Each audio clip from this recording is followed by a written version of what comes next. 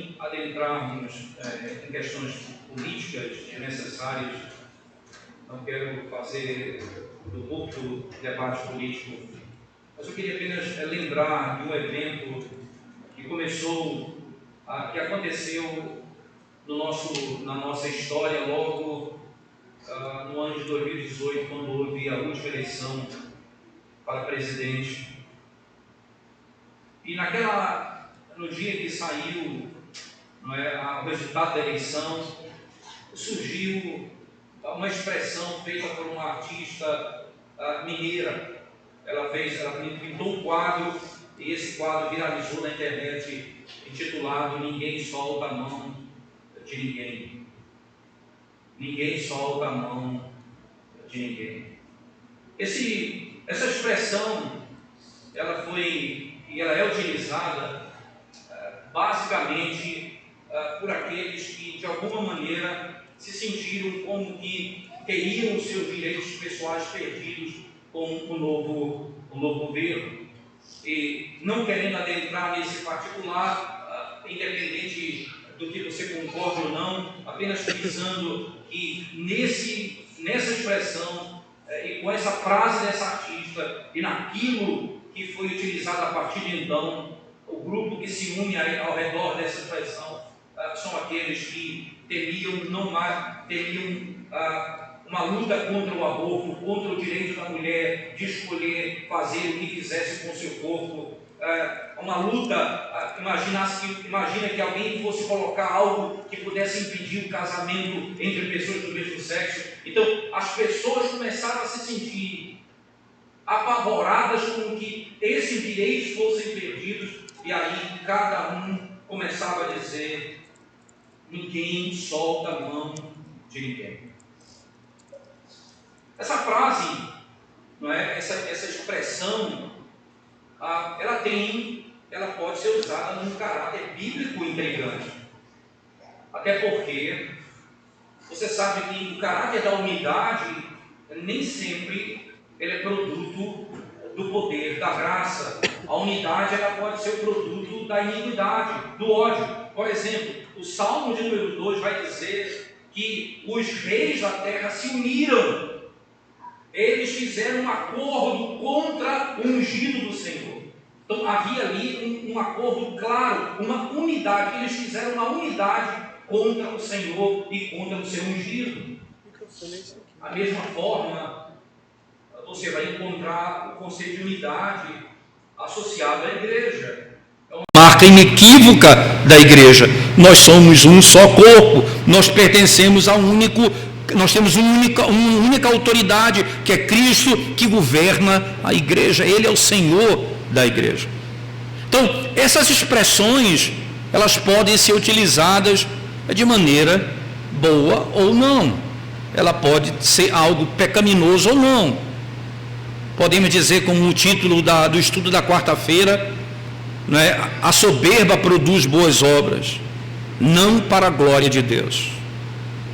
O pecado produz unidade, não para a glória de Deus, contra o próprio Deus. Contra o próprio Deus. Por que eu estou fazendo essa introdução, irmãos? Porque no capítulo 10, preste bem atenção comigo no texto, especialmente no versículo 6, preste atenção nessa expressão. Os homens de Gibeão mandaram dizer a Josué, no arraial de Gilgal: não retires as tuas mãos dos teus servos. É engraçado que essa expressão, não retires, o termo hebraico, rafá, que é o termo utilizado, ele se traduz em muitos lugares, soltar, largar, como se fosse não apenas estender a mão, mas soltar a mão. É como que ele tivesse numa batalha e não pudesse abaixar a mão contra a guerra. Foi o que aconteceu com Josué, foi o que aconteceu com Moisés, quando eles tiveram seus braços estendidos e mantidos firmes contra o inimigo. Só que ele diz: não solte a tua mão dos teus servos. Não solte a tua mão dos teus servos. Não deixe as mãos de fora.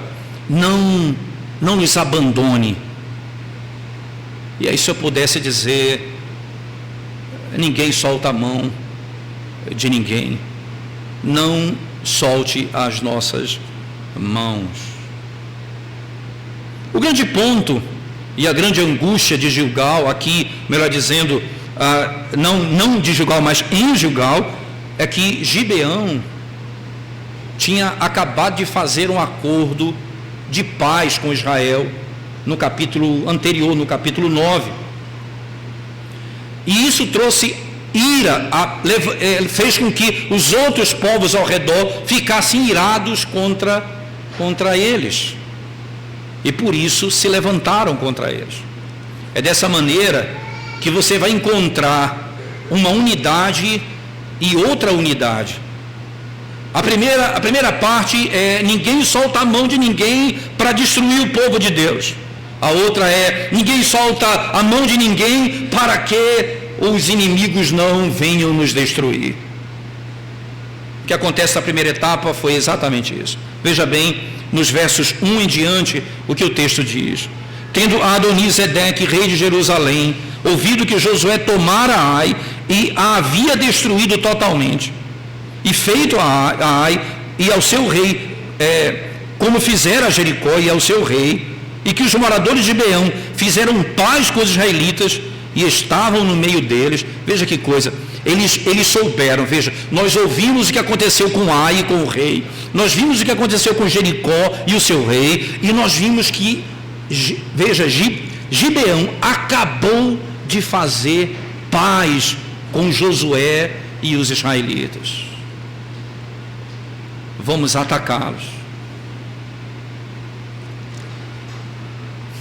Se alguém tem dúvida, alguma dúvida, irmãos, de que apesar da forma não tão santa quanto os gibeonitas estabeleceram uma aliança, ou as mentiras contadas, mas se você entender que apesar disso tudo, Deus fez com que esse povo trabalhasse no santuário e fosse distribuído pelas cidades dos levitas. Se você tem dúvida que eles foram aceitos, duas coisas você não pode ter dúvida. Primeiro, os inimigos de Josué e de Israel, os inimigos de Deus, se tornaram inimigos dos gibeonitas. E segundo, Josué, que derrotou Jericó e Ai, vai proteger Gibeão.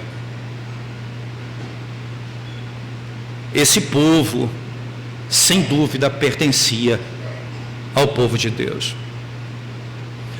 A questão, irmãos, é que dar as mãos a alguém tem pouco peso se você não souber quem é aquele que governa, ou o Senhor que peleja por você. E aqui vem as duas expressões que percorrem o texto. Por exemplo, no capítulo 10, no verso 14, diz assim: não houve dia semelhante a este, nem antes nem depois dele, tendo o Senhor assim atendido a voz de um homem, porque o Senhor pelejava por Israel. O Senhor pelejava por Israel e pelejou também pelos gibeonitas como pertencendo a eles, porque havia um acordo entre eles. Mas o final do capítulo 10, como se marcando a ênfase nessa verdade, no verso 42, diz assim: e de uma vez tomou Josué todos estes reis e as suas terras, porquanto o Senhor Deus de Israel pelejava por Israel.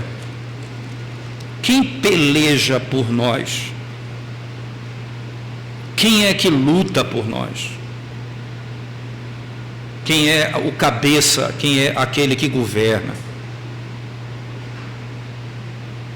Preste atenção, irmãos, mais uma vez, só que com uma nuance diferente.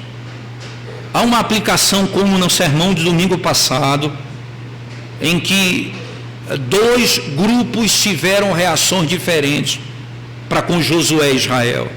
Um grupo se rebelou contra Josué e Israel e partiu para a guerra. O outro, Gibeão, foi buscar um acordo de paz, porque entendia que seria destruído por eles. Mas só um detalhe, você sabe agora, nesse capítulo 10, que Gibeão não era um covarde. Ele não tentou um acordo porque era covarde e não tinha força. Ele não tinha força contra o Deus de Israel, mas ele era tão poderoso que os inimigos se reuniram para invadi-lo. Veja o que é que eles dizem sobre Gibeão.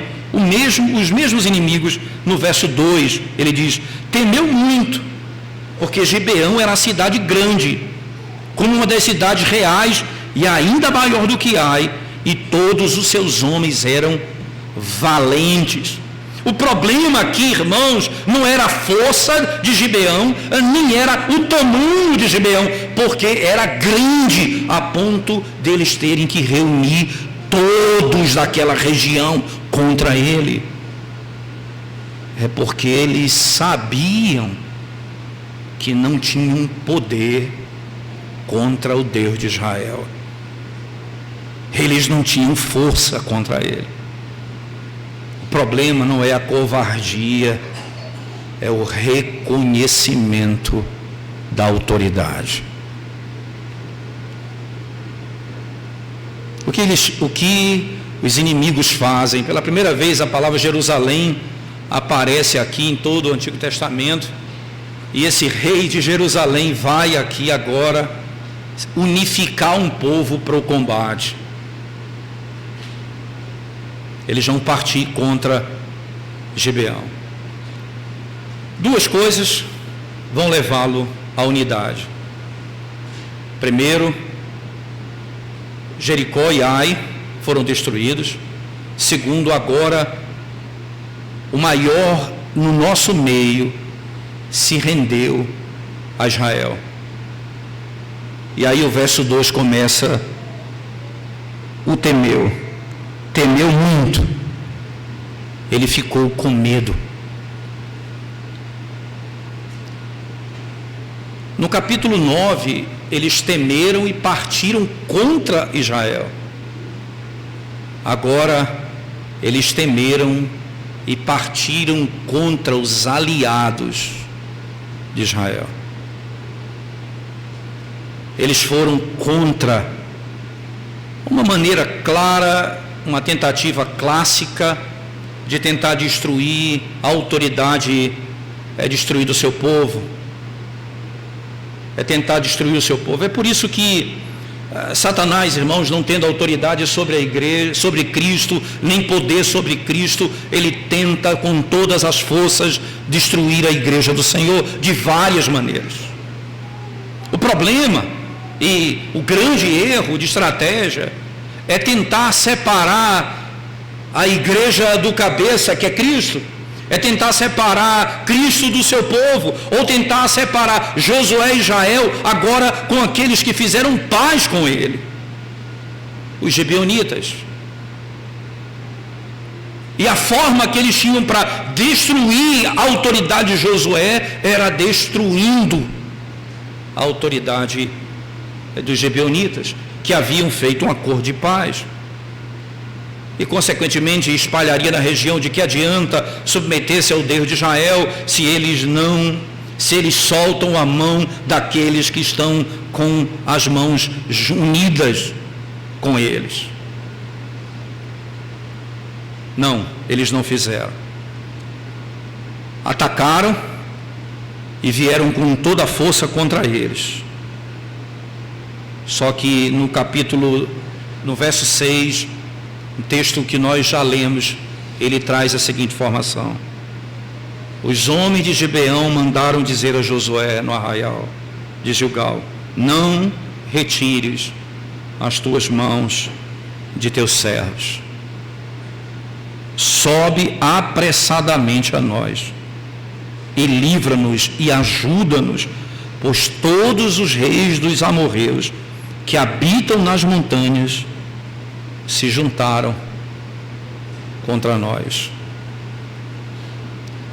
Apressa-te, todos eles vieram contra nós. O que vai ficar claro na sequência, irmãos, é que a batalha que está sendo travada nesse contexto do capítulo 10 já não é mais contra a nação de Israel em específico, mas contra aqueles que fazem acordo e de paz com eles. Agora, essa paz, ela se tornou um grande perigo na região, e eles então se levantam contra os seus amigos. O clamor deles, de Gibeão, para com Josué, pedindo socorro imediato, foi ouvido imediatamente por Josué, a ponto de Josué subir de Gilgal, ele e toda a gente de guerra, e é interessante, e todos os valentes subiram para a batalha. Só que na hora que eles estão subindo, o Senhor diz a Josué: não temas, não temas. É interessante que no verso 2, o verso 2 começa: temeu muito, e por isso armaram contra o povo de Deus. Mas no versículo 8, o Senhor disse a Josué: não os temas, porque nas tuas mãos os entreguei, nenhum deles poderá resistir. Há uma forma clássica, não é? Eu os entreguei nas tuas mãos. Você pode subir, eles são seus. E Josué chega de repente, diz o texto sagrado, ele vem chegando durante toda a noite. Eles não esperavam essa estratégia. Durante toda a noite, ele vem subindo até Gilgal. De Gilgal até onde eles se encontravam. Só que, para que ainda não tão claro como vai ficar no verso 14, quem unificava o povo era o Senhor, que afirmou a Josué que nenhum inimigo iria prevalecer, como agora diz o que irá acontecer com todos eles. Veja o verso 10, e como que o sujeito, algumas traduções não colocam o sujeito desses verbos como sendo Deus, atualizada acertadamente, coloca como Deus sendo o sujeito desses verbos. Veja, o Senhor os conturbou. Então quem conturbou foi o Senhor diante de Israel. E os feriu. Quem feriu? O Senhor, com grande matança em Gibeão. E os foi perseguindo. O Senhor os perseguiu pelo caminho que sobe a Bet-Horon e os derrotou até, veja, e os derrotou. Preste atenção nos verbos, irmãos: conturbar, ferir, perseguir e derrotar. O Senhor foi quem fez todas essas coisas. Veja, Josué parte contra eles, e quem se levanta contra os inimigos é o próprio Deus. E que nos chama a atenção, para que lá na frente vai deixar claro isso: quem peleja por Israel é o Senhor. O que Josué vai fazer, irmãos, não é com sua própria e por sua própria força, mas é o Senhor operando no meio deles. Quem peleja por nós? Interessante, irmãos, como muitas vezes nós temos grandes desafios pessoais como igreja, e nós imaginamos que com a nossa própria força nós vamos conseguir aquilo que nós estamos almejando. Se o Senhor não pelejar por nós, se o Senhor não lutar por nós, nada daquilo que nós pensamos poderemos obter. Como igreja do Senhor, você pode imaginar, nós vamos estabelecer e buscar ter uma igreja fiel, pregar o evangelho fiel, pregar a palavra de Deus com fidelidade, mas se a confiança, se a esperança for em nós, estiver em nós, na nossa capacidade, na nossa habilidade, nós não vamos adiante. Se o Senhor não pelejar por nós.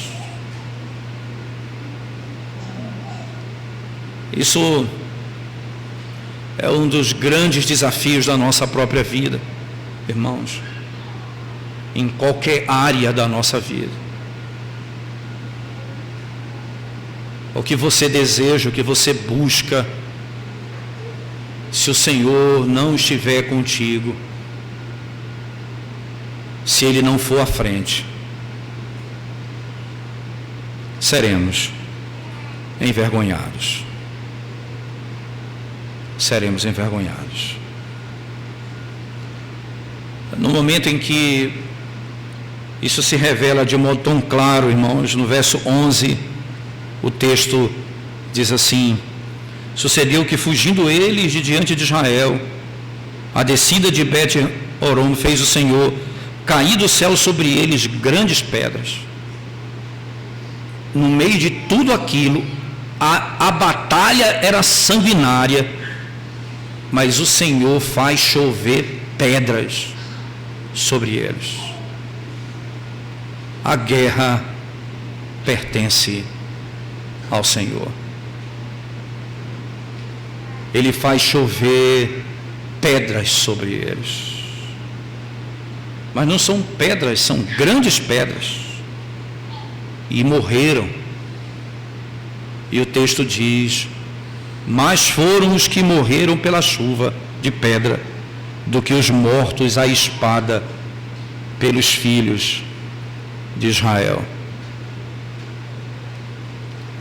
O Senhor estava no meio deles. Eles tinham certeza, irmãos, quem pelejava por eles, o Senhor estava no meio deles. Agora, há um momento em que a batalha vai se estender, e é uma batalha que o Senhor poderia destruir aquele povo num piscar de olhos, mas a batalha se estendeu por um período de um dia inteiro, e se prolongou por um dia inteiro, a ponto de Josué orar ao Senhor. Veja, o termo oração não aparece aqui no texto, mas entende-se oração a partir do verso 12, quando diz: olha, Josué falou ao Senhor. E ele deu tipo uma ordem, não a Deus, mas à criação: sol, detente em Gibeão, e tu, lua, no vale de Aijalon. E o sol se deteve e a lua parou até que o povo se vingou dos seus inimigos. Mas preste bem atenção que é nesse contexto que vai ser dito declaradamente que o Senhor peleja por Israel. Quando ele diz no verso 12 em diante: não está escrito no livro, melhor no 13, na parte B, não está escrito no livro dos justos, o sol, pois se deteve no meio do céu, e não se apressou a pôr-se quase um dia inteiro. Não houve dia semelhante a este, nem antes nem depois dele, tendo o Senhor assim atendido a voz de um homem. Então aqui é outro aspecto da oração.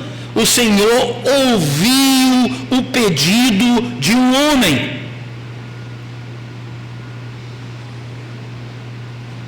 E perceba, irmãos, eles vão lutar o dia inteiro. Deus poderia fazer chover pedras grandes e matar todos naquele dia, que estaria ok.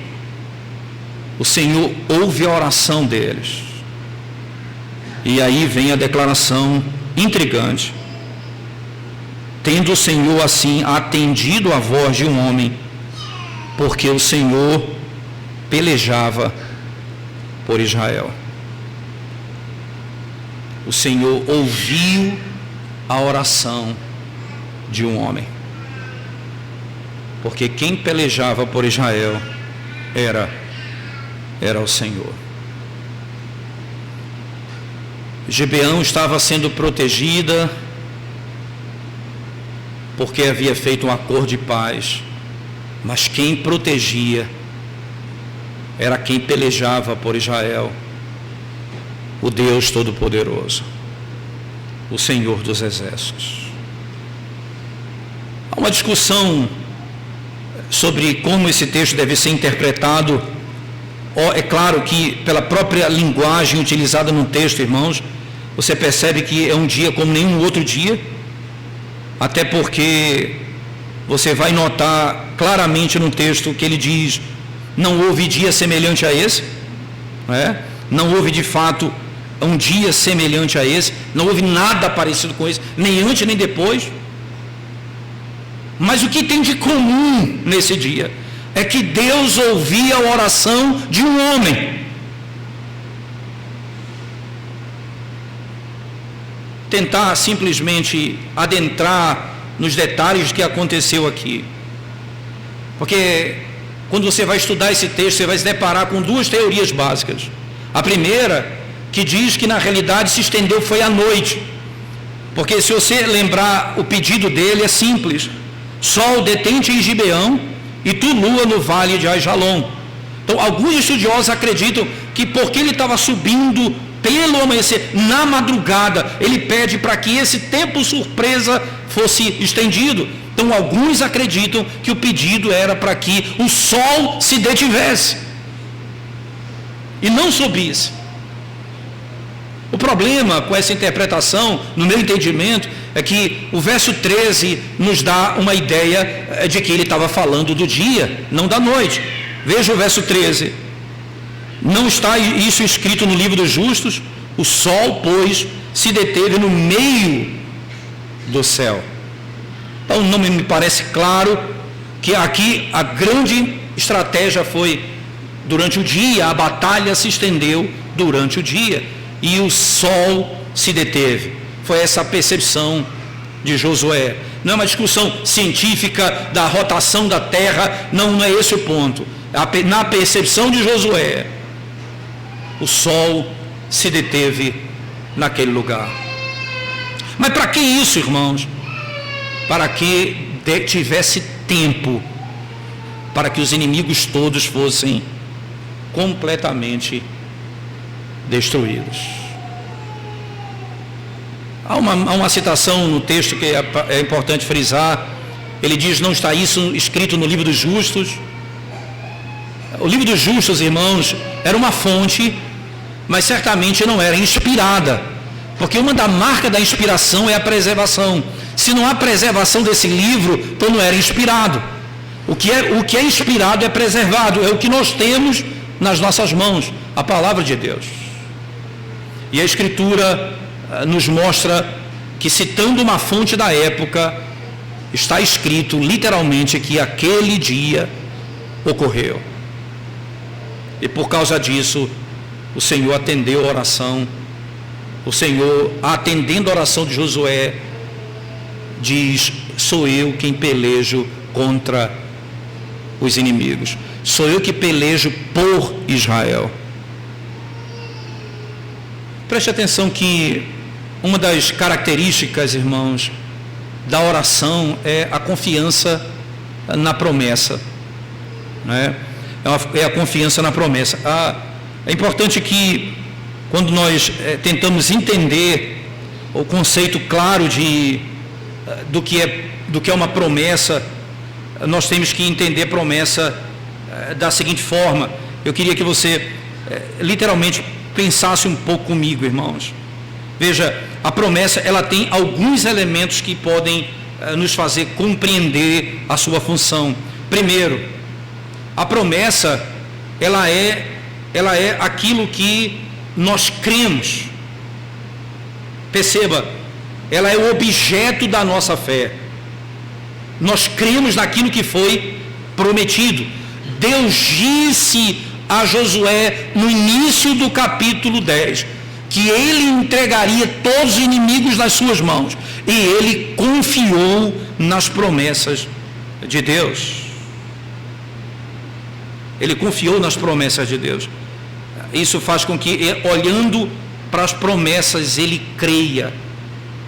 O objeto da nossa fé é aquilo que nos foi prometido. A esperança é sólida, a esperança é real. A esperança, ela é fundamentada no ser daquele que fez a promessa. Quem prometeu? Deus. Então nós podemos confiar. Mas a promessa também, ela é aquilo que comunica a informação à oração. É a regra da oração. Veja bem, nós esperamos por aquilo que foi prometido, nós cremos naquilo que foi prometido e nós oramos por aquilo que foi prometido.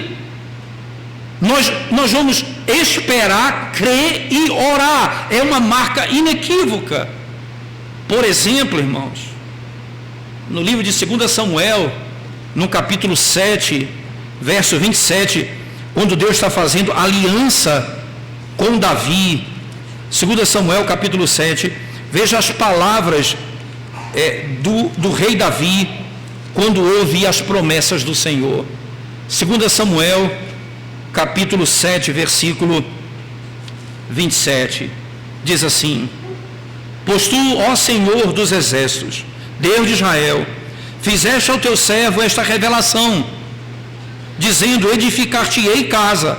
Por isso o teu servo se animou para fazer-te esta oração. Veja, o Senhor me fez uma promessa, o Senhor disse que faria uma casa, e eu então me apressei a orar. O que leva, irmãos, naquele momento, Josué a pedir a Deus, não era simplesmente porque um milagre devia acontecer. Eu quero ver milagres, porque o Senhor prometeu e o Senhor cumpre. É por isso que eu me animei a orar, é por isso que eu criei naquilo que o Senhor poderia fazer no nosso meio. E nesse contexto, Josué diz, com as palavras que estão no texto: sol, detente, lua, detente. Aquele que peleja por Israel ouviu a oração de um homem.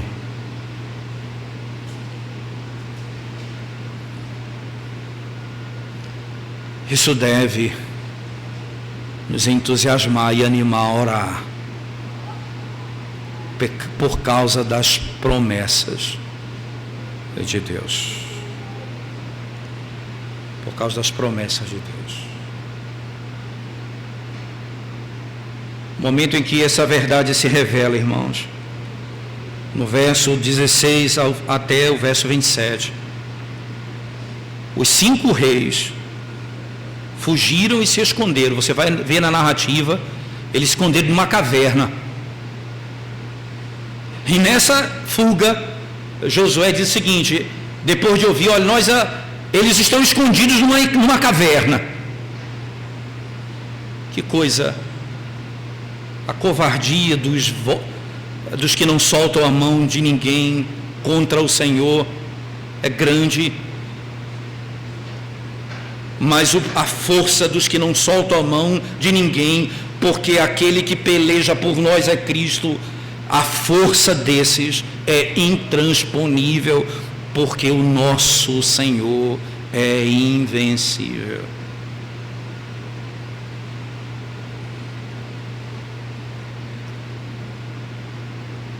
Eles tiveram medo e se esconderam. Ah, você que se alinha com os inimigos de Deus, contra a igreja do Senhor.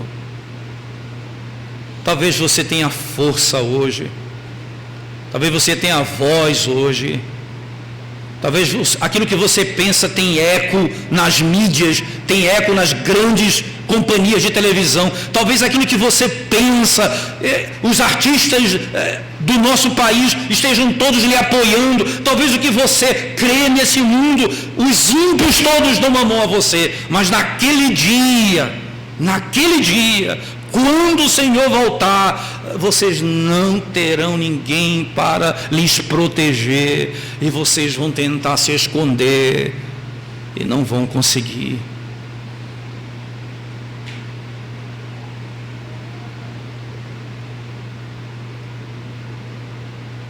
Vocês vão tentar se esconder e não vão conseguir. Josué disse: fecha com pedra a caverna. E eles mataram os que estavam fora da cidade. O ódio deles era tão grande que eles não tiveram nem estratégia, saíram para o campo aberto. Além dos valentes de Josué, além das pedras que choveram,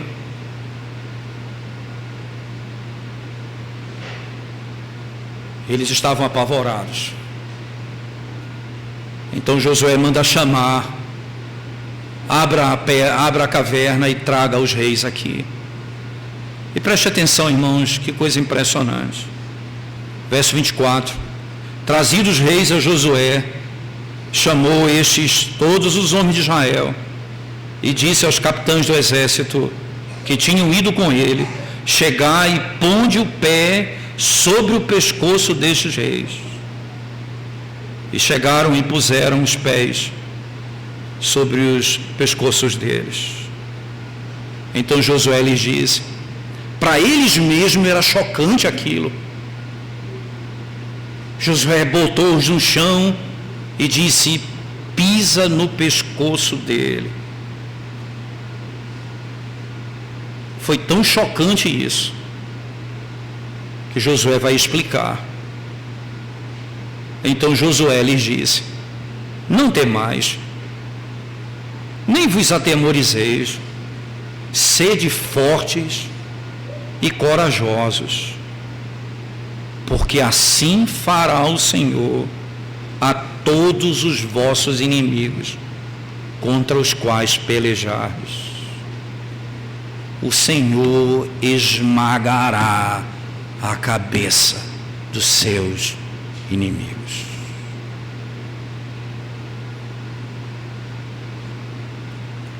Interessante é que no texto sagrado foi dito isso a Josué no capítulo 1: ser forte e corajoso. Agora ele olha para os seus e diz: ser forte e corajoso. Não temais. Não temais. O Senhor fará isso com seus inimigos. A igreja do Senhor, irmãos, é chamada para conquistar.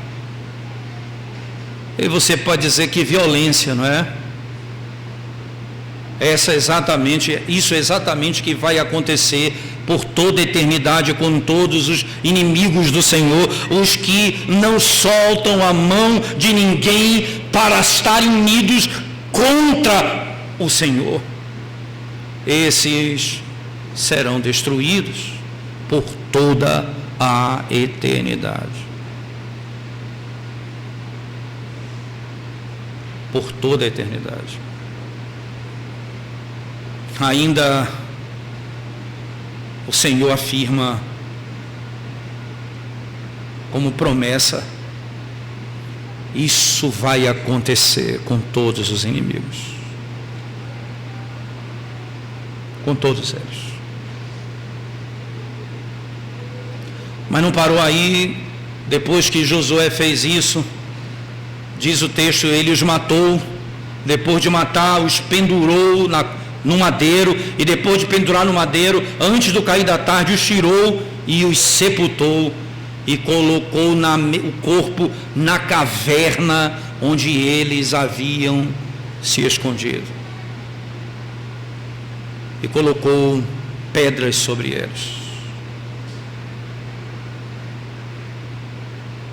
Os inimigos do Senhor vão ser assim tratados. Agora, vocês acham, irmãos, que os inimigos do povo de Deus, eles são violentos contra o povo de Deus por causa dessas histórias do Antigo Testamento? Ora, por que cerraram ao meio um profeta que só pregava o Evangelho? Por que crucificaram um apóstolo que só pregava a salvação? Por que prenderam os discípulos de Cristo só porque curavam os enfermos? Não confunda, não pense que o problema deles é a maneira dura como Josué os tratou, é a ira, o ódio contra o Senhor, contra aquele que peleja por nós e contra a verdade do nosso Deus. É contra esses.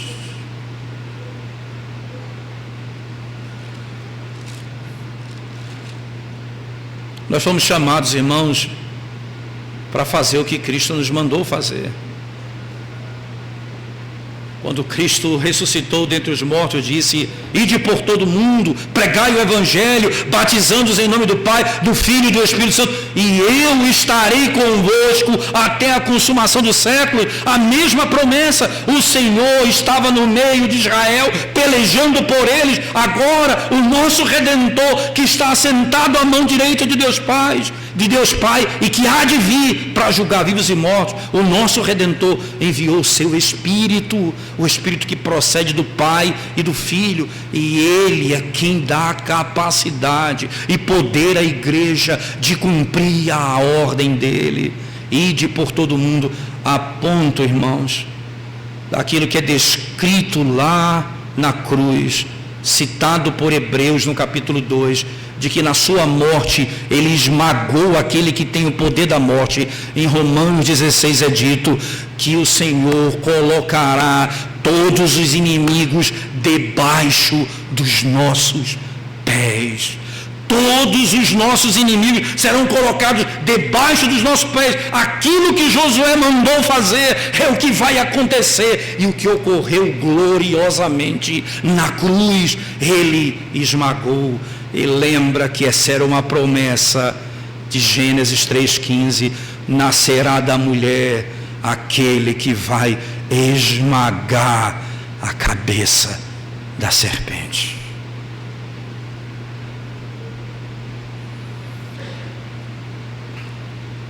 Os nossos inimigos, o mundo, o pecado, o diabo, foram todos vencidos. E o Senhor nos manda pelo mundo agora a avançar o seu reino, a conquistar cidades, territórios, por meio da pregação do Evangelho. Ide por todo o mundo. Na última sessão do capítulo 10, irmãos, você vai perceber que do verso 28 ao final, Josué vai vencer mais 7 reis. E o que chama a nossa atenção, depois os irmãos vão ver, rei por rei sendo vencido. As cidades os reis foram mortos e as cidades depois destruídas, mas 7 reis foram conquistados.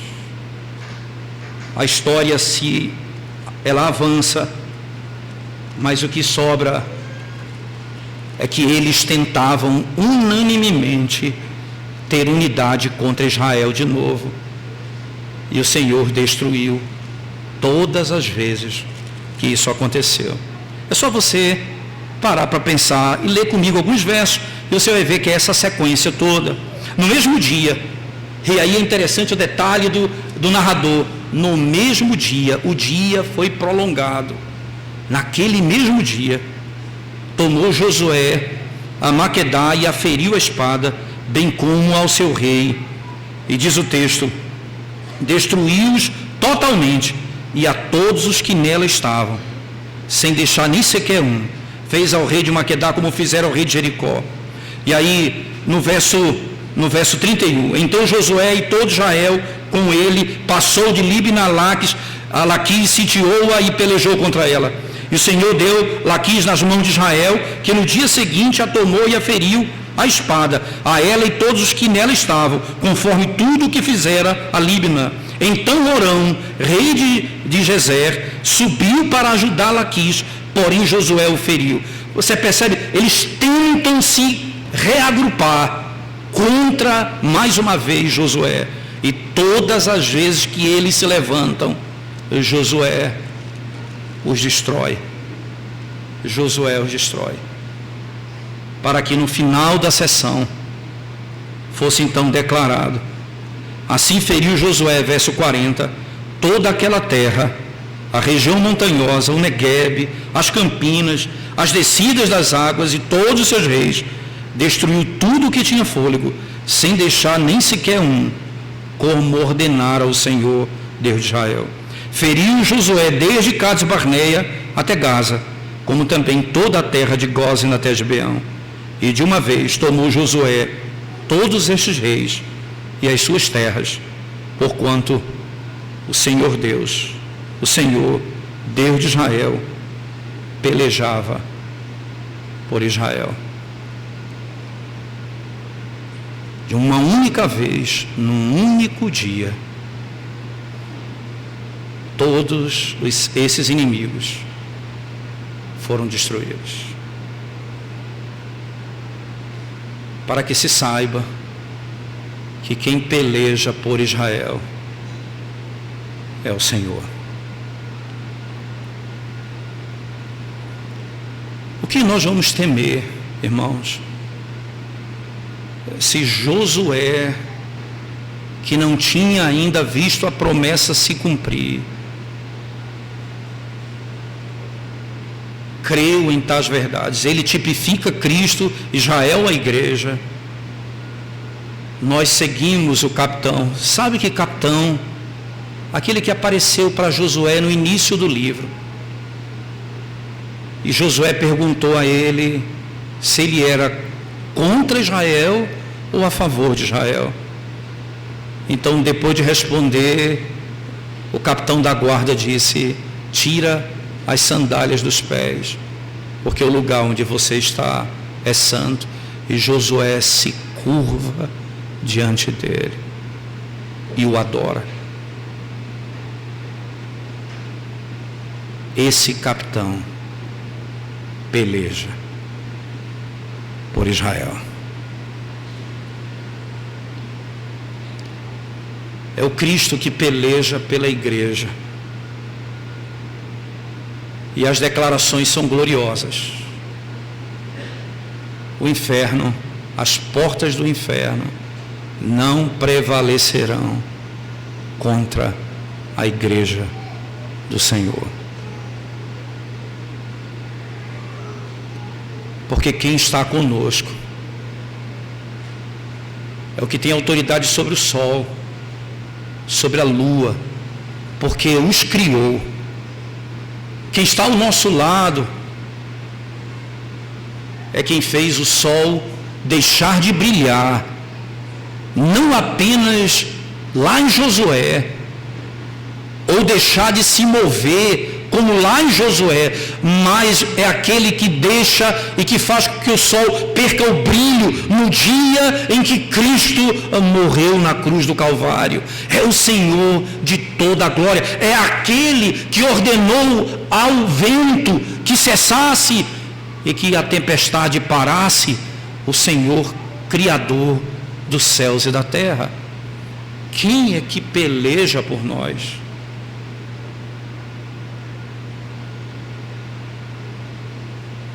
Não te mandei eu ser forte e corajoso. Não te esqueças quem peleja por ti, quem peleja pela igreja, quem vence as batalhas é o Senhor.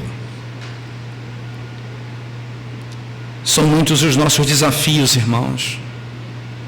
Na oração, no primeiro momento da nossa liturgia, nós falamos dos grandes desafios que nós temos.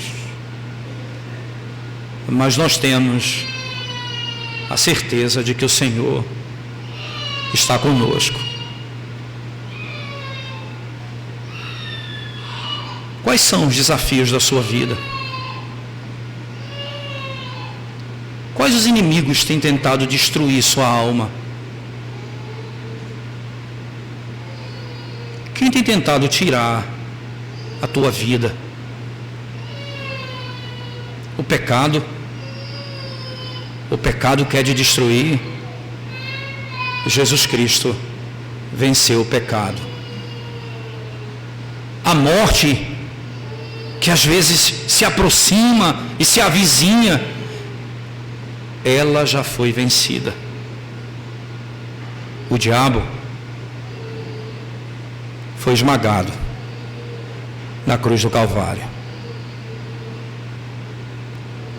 Quem peleja por ti é o que venceu todos os seus inimigos, os inimigos dele e os nossos inimigos, de uma vez por todas.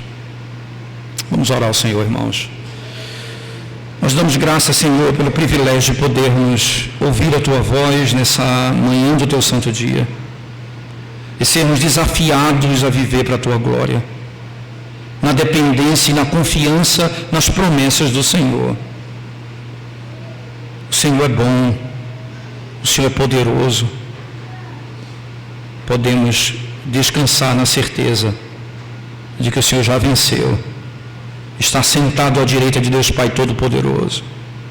O Senhor é vencedor e em Ti nós nunca seremos derrotados. Pelo mundo, pelo diabo e pelo pecado. Ajuda-nos, clamamos o Teu socorro, em nome de Jesus. Amém.